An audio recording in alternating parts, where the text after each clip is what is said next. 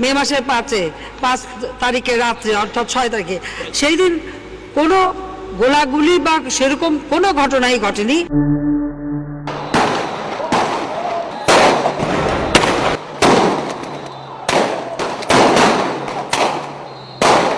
এত লোককে আমরা এই ছোট্ট জায়গা থেকে বের করে দিয়েছি শান্তিপূর্ণভাবে, যে সেখানে কিন্তু এক স্ট্যাম্পিডেও কেউ কিন্তু আহত নিহত হয়নি।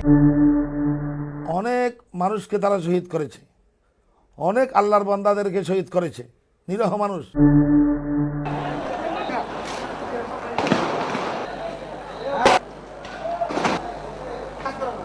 বিভিন্ন রকম হলো বোম মারা, গুলি করা, লোপাতাড়ি গুলি করছে, কিছু ডাইরেক্ট গুলি করেছে।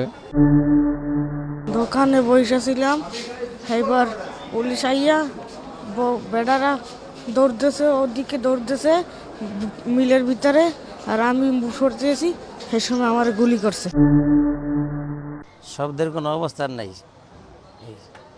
আর ওই সময় শব্দ শোনার মতন অবস্থান, খালি যার যার অবস্থান, যান বাঁচান ফরজ।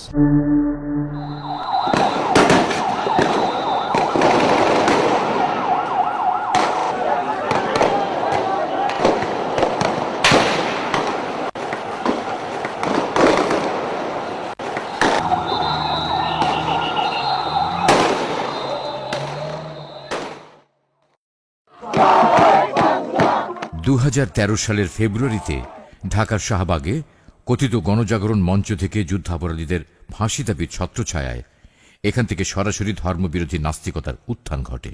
ধর্মীয় পোশাক, দাড়ি টুপি থেকে শুরু করে ধর্মীয় প্রতিষ্ঠান, মসজিদ, মাদ্রাসা নিয়ে কটাক্ষ করা শুরু হয়। এমনকি গণজাগরণ মঞ্চের কতিপয় নাস্তিক ব্লগার ইসলাম ধর্ম ও প্রিয় নবী হযরত মুহাম্মদ সাল্লাল্লাহু আলাইহি সাল্লাম এবং আল্লাহকে নিয়ে নানান অশ্লীল ও অপমানজনক কিচ্ছা কাহিনী ইন্টারনেটে ছড়িয়ে দিতে থাকে। শাহবাগের মতো গুরুত্বপূর্ণ 4 রাস্তার সংযোগস্থলে র্যাব পুলিশের কঠোর নিরাপত্তায় চলে এসব ধর্মবিরোধী প্রচারণা।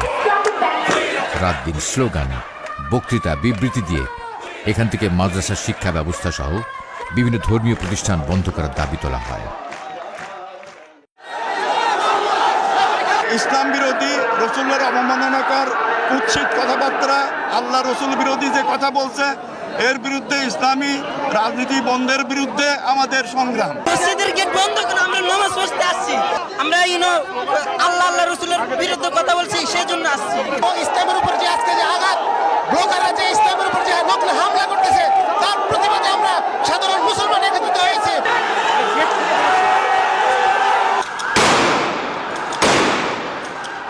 নাস্তিক ব্লগারদের ধর্মবিরোধী এসব অপতৎপরতার প্রতিবাদে দেশ জুড়ে ধর্মপ্রাণ মুসল্লিদের বিক্ষোভ দমনে ক্ষমতাসীন আওয়ামী সরকার খড়গহস্ত হয়।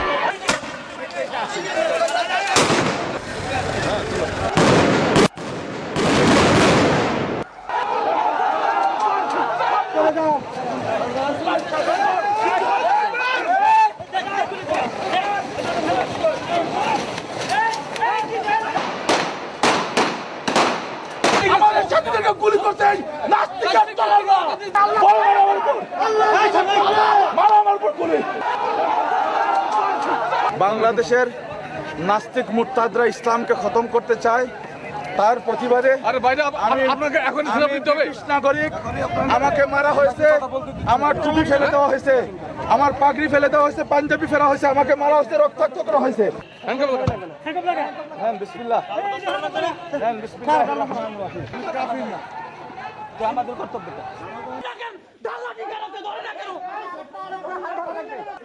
একদিকে ধর্মদ্রোহী নাস্তিক ব্লগারদের উস্কানি, অন্যদিকে পুলিশ, র্যাব সহ সরকার দলীয় সন্ত্রাসীদের দিয়ে নির্বিচার মুসল্লি হত্যার প্রতিবাদে বাংলাদেশের কওমি মাদ্রাসা সমূহের আধ্যাত্মিক শিক্ষক আল্লামা শাহ আহমদ শফির আহ্বানে সংগঠিত হয় হেফাজত ইসলাম।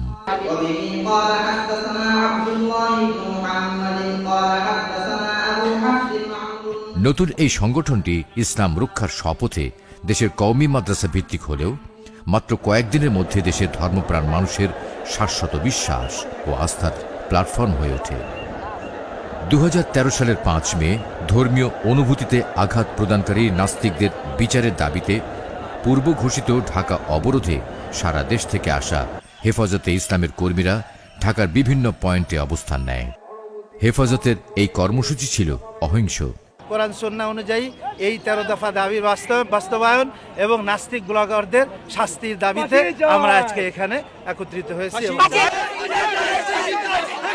অবরোধ কর্মসূচি শেষে বায়তুল মোকাররম মসজিদের উত্তর পাশে তারা সমাবেশের প্রস্তুতি নেয়, কিন্তু প্রশাসনের পক্ষ থেকে বায়তুল মোকাররমের পরিবর্তে মতিঝিলের শাপলা চত্বরে সমাবেশ করার অনুমতি দেওয়া হয়। ওই জায়গায় আমাদের অবরোধ 6 জায়গায় এই হযরত আমিরে মোহতরম যেতে পারবেন না। আর প্রায় অবরোধকারীরা উনার মুরিদান, ভক্ত, শীর্ষ ছাত্র, ওদের কাছ থেকে আমাদের কাছে কথা আসছে, একটা অনুরোধ আর কি, যে এত কষ্ট করে আসলাম, হযরতের একটু দোয়া মুনাজাতটা যদি আমরা না পেয়ে যাই, এটা তো আমাদের বরদাস্ত হবে না। বারবার তারা কথা বলছে, আমরা শান্তিতে থাকবো না, আমরা তার আগে শেষ করে দিব, দোয়া করব আমরা।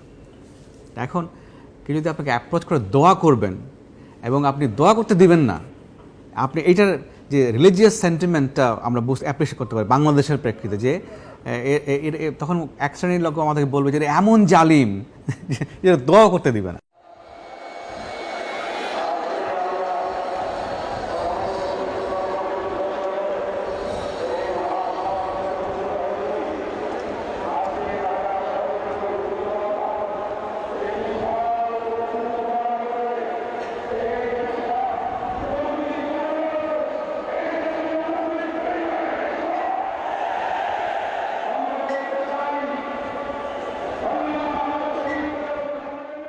দুপুর থেকে ঢাকার বিভিন্ন পয়েন্টে অবস্থানকারী হেফাজত কর্মীরা মতিঝিলের দিকে আসতে থাকে।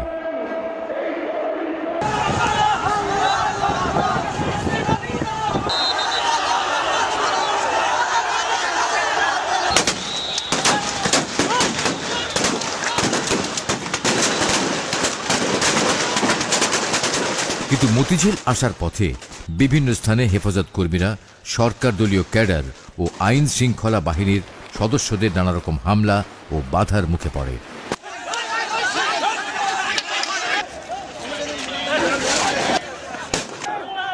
সবচেয়ে ভয়াবহ হামলা করা হয় মতিঝিলের প্রবেশমুখ পল্টন এলাকায়।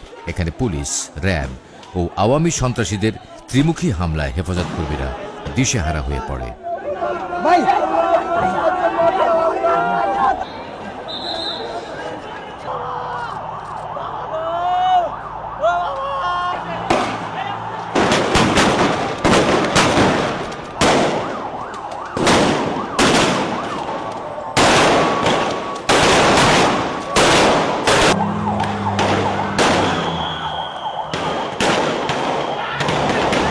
সন্ধ্যায় পুলিশ র্যাবের ছত্রছায়ায় আওয়ামী যুবলীগের কর্মীরা বায়তুল মোকাররম মসজিদ এবং এর সন্নিহিত এলাকা দখলে নিয়ে ভয়াবহ তাণ্ডব চালায়। পল্টন এলাকার অফিস, ব্যবসা প্রতিষ্ঠানে ভাঙচুর, লুটপাট ও অগ্নিসংযোগ করে ত্রাসের রাজত্ব সৃষ্টি করে।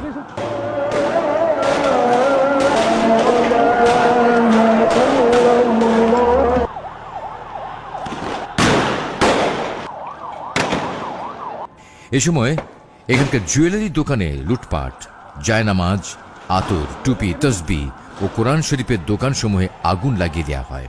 পুড়িয়ে দেয় হাজার হাজার কোরআন শরীফ।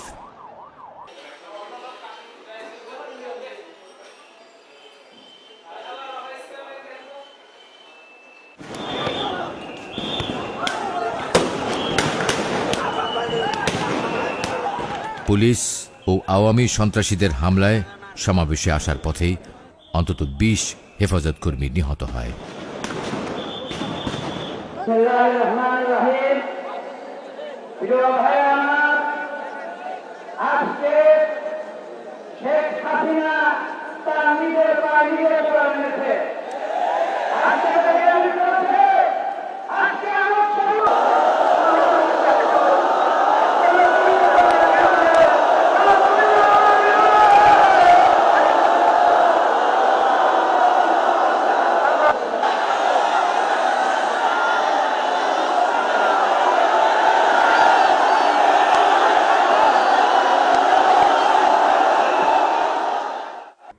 আমাদের কাছে প্রশ্ন করা হয়, 6টার পরে আপনারা কেন অবস্থান করলেন? পুলিশ বাহিনী, র্যাব এবং আওয়ামী খেডাররা, তাদের দেয়া টাইমের ভিতরে আমাদের 20 জনের মতো মানুষকে তারা নিহত করেছে। যেখানে আমাদের এত নেতাকর্মী শহীদ হয়, নিহত হয়, তাদের রক্তের বদলায় সেই প্রতিবাদে আমরা কি একটা রাত অবস্থান করতে পারি না?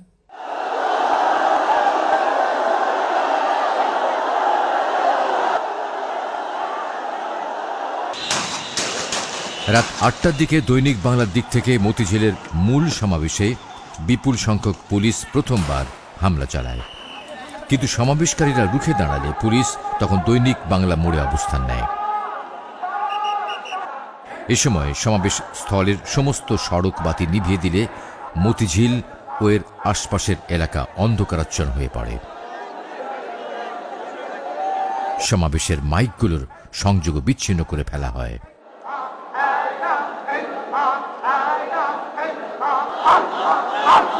সমাবেশ থেকে বলা হয় তাদের নেতা আল্লামা শফি মতিঝিলে এসে পরবর্তী কর্মসূচি ঘোষণা না করা পর্যন্ত তারা মতিঝিল এলাকা ত্যাগ করবেন না। আল্লামা শফি তখন মূলত লালবাগে আইন শৃঙ্খলা বাহিনীর নজরদারিতে আটকে গেছেন। আমি যাওয়ারও পরিবেশ ছিল না, তারপরে আমি কোনো মতে চলে গেছি আগে, এবং আমার ফরফরই হজরত যাওয়ার কথা 1 মাইল 1.5 মাইল চলে গেছে। ক্যাডারদের এই নাশকতার কারণে যাওয়ার পরিবেশ ছিল না।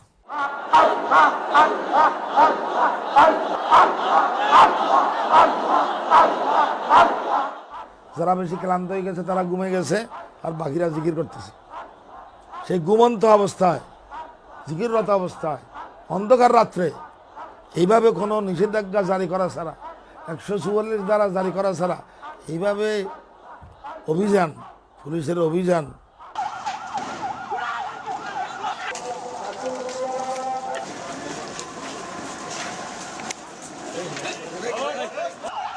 রাত 2টোর পর যৌথ বাহিনীর 2টি গ্রুপের একটি দৈনিক বাংলার দিক থেকে এবং অন্য গ্রুপটি নটরডেম কলেজের দিক থেকে অন্তত শখানেক রায়ট কার, সাঁজোয়া যান, জল কামান নিয়ে অতর্কিতে হামলা করে। শুরু হয় অপারেশন ফ্ল্যাশ আউট।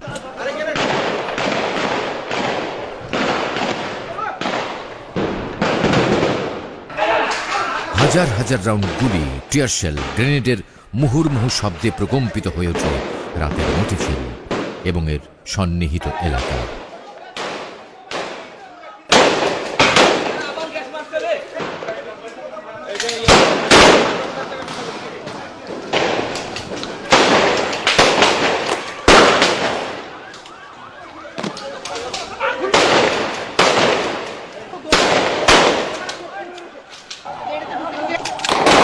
অন্ধকারাচ্ছন্ন মতিঝিলে বিস্ফোরণের আলোয় দেখা যায় নিরস্ত্র ভীত সন্ত্রস্ত হেফাজত কর্মীদের মরণপণ্য ছোটাছুটি।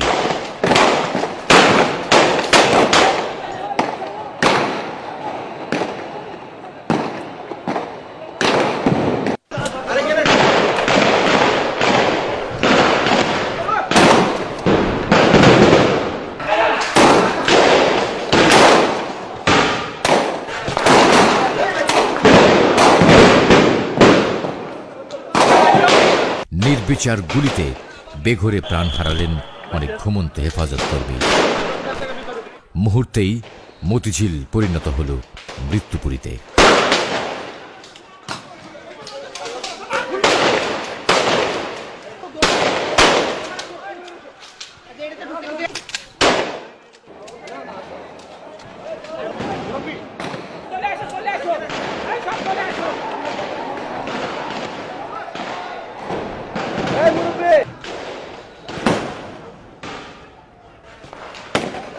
মতিঝিল দিলকুশার বিভিন্ন অফিসের নিচে আশ্রয় নেয়া অসহায় মানুষদের উপর নির্বিচার হত্যাযজ্ঞ, বেধড়ক লাঠিচার্জ করে আইন শৃঙ্খলা বাহিনী। তাদের নৃশংস তাণ্ডব থেকে জীবন বাঁচাতে ফুটপাত, অলিগলি, ছোট ছোট ভবনের ছাদ, কোথাও আশ্রয় নিয়ে টিকতে পারল না দেশের প্রত্যন্ত গ্রাম থেকে আসা ইসলাম প্রিয় সব মানুষ।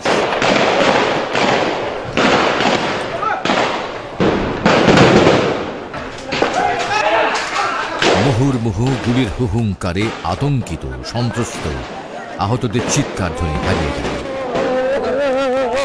সরকারের কূটকৌশলে রাতের মতিঝিল পরিণত হয় এক ভয়াবহ রক্তাক্ত মৃত্যু পরিচয়। বিকেল থেকে বিভিন্ন গণমাধ্যম অফিসে মন্ত্রণালয় থেকে হেফাজতের সংবাদ পরিবেশনে নানা রকম নিষেধাজ্ঞার কথা জানানো হয়। পুলিশের নির্দেশ উপেক্ষা করে যে 2-4 জন সংবাদকর্মী সেখানে উপস্থিত ছিলেন তারাও হামলার শিকার হন।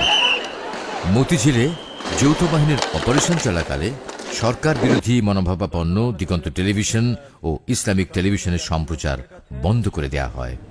জব্দ করা হয় গুরুত্বপূর্ণ যন্ত্রপাতি। ভোর রাতের দিকে অপারেশনের সমাপ্তি ঘটে। আমাদের আহত করা হইতেছে, আমাদের শহরের গুলি করে আমাদের আহত করা হইতেছে। পুলিশ না আত্মসমর্পণ করেনি।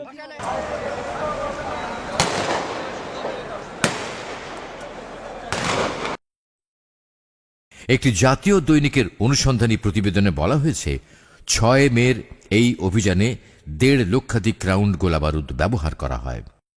অভিযানে পুলিশ, র্যাব ও বিজিবির মোট প্রায় 7,500 সদস্য অংশ নেয়। এখানে এই ঢাকার সমস্ত অলমোস্ট সকল র্যাব, সকল পুলিশ বাহিনীর সকল সদস্য এবং অন্যান্য যত বাহিনী আছে, ঢাকা যে 5টা ব্যাটালিয়ন আছে 5টা ব্যাটালিয়ন এখানে একযোগে কাজ করেছে। RAB, police, BGB. অভিযানে কতজন নিহত হয়েছে তা নির্ণয় করা যায়নি। সরকারি প্রেস নোটে 11 জনের কথা বলা হলেও সাধারণ মানুষের ধারণা মৃত্যুর সংখ্যা 1000-এরও উপরে।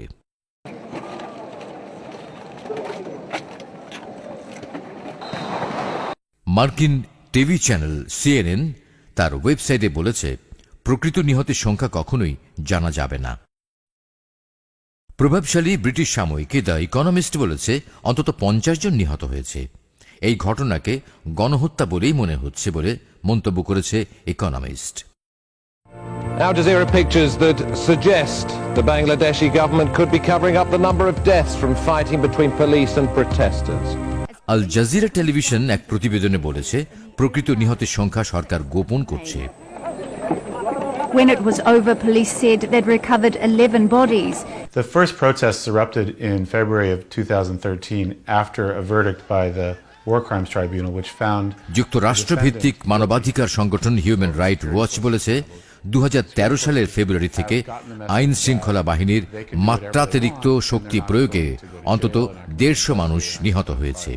And if the police continue to adopt these tactics, we're going to see large-scale loss of life, large numbers of injuries, and a society that's even more and more polarized.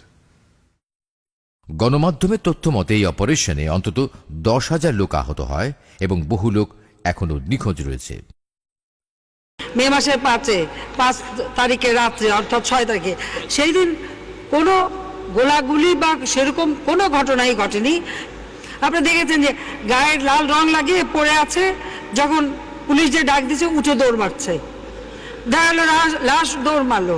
এত লোককে আমরা এই ছোট্ট জায়গা থেকে বের করে দিয়েছি শান্তিপূর্ণভাবে, সেখানে কিন্তু একটা স্ট্যাম্পিডও কেউ কিন্তু আহত নিহত হয়নি। অনেক মানুষকে তারা শহীদ করেছে, অনেক আল্লাহর বান্দাদেরকে শহীদ করেছে। নিরহ মানুষ, জনগণ, তৌহিদি জনতা ঈমানের ডাকে আসছে, ওদেরকে শহীদ করা হয়েছে। হাসপাতালগুলোতে পড়েছিল অনেক মানুষের লাশ। প্রধানমন্ত্রী এবং মহানগর পুলিশ প্রধানের বক্তব্য